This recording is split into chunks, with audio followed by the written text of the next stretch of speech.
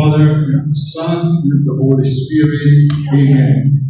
Abba, Father, ikaw ang Diyos ng langit at lupa, through His Son, Lord Jesus Christ, in the power of the Holy Spirit, we worship you, we give you thanks, we glorify your name.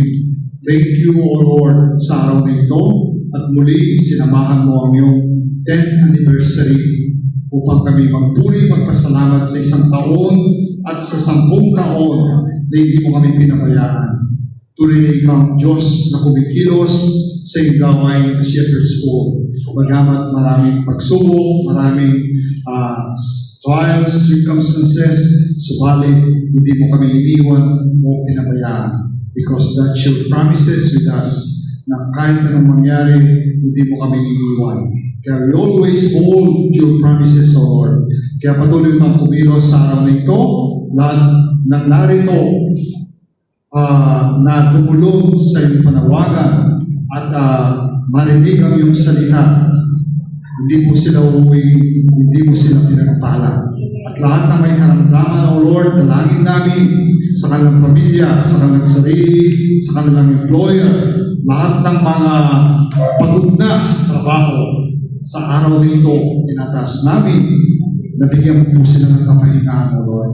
Naniniwala kami, you are the God of healer, at you are the God of peace. Kaya sa araw na ito, sa paghahayag ng iyong salita, maraming tao mabubuksan ang mga isip at puso upang ang iyong kabutihan ay ma-absorb nila, Panginoon. Kaya, O Lord, patuloy namin tinataas ang lahat ng instrumento na ginagamit mo sa iyong obasan na ito, na the Shepherd's School, ang choir, liturgical dancer, at lahat ng mga tender, O Lord, patuloy mong pagpalain, patuloy kang kumilos. Salamat po sa wisdom, knowledge, understanding na patuloy mong binibigay sa amin.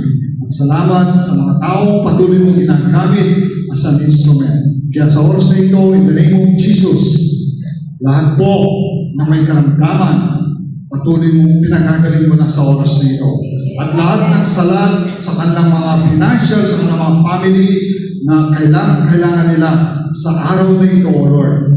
Ibibigyan mo sila ng wisdom upang makalaya sa financial bondage na kanilang tinatahal. Kaya, O Lord, patuloy kong kumilos sa lugar na ito at ang iyong salita ang magmamanifest sa araw na ito. Kaya we claim the victory sa lahat ng aming share na salita mo sa araw na ito. Kiniklaim na po namin na ito'y magiging gabay namin at patnubay sa araw-araw na namin buhay. Kaya we claim all this sa pangalan ni Jesus, lahat ay magsabing Amen. In the name of the Father, and of the Son, and of the Holy Spirit. Amen.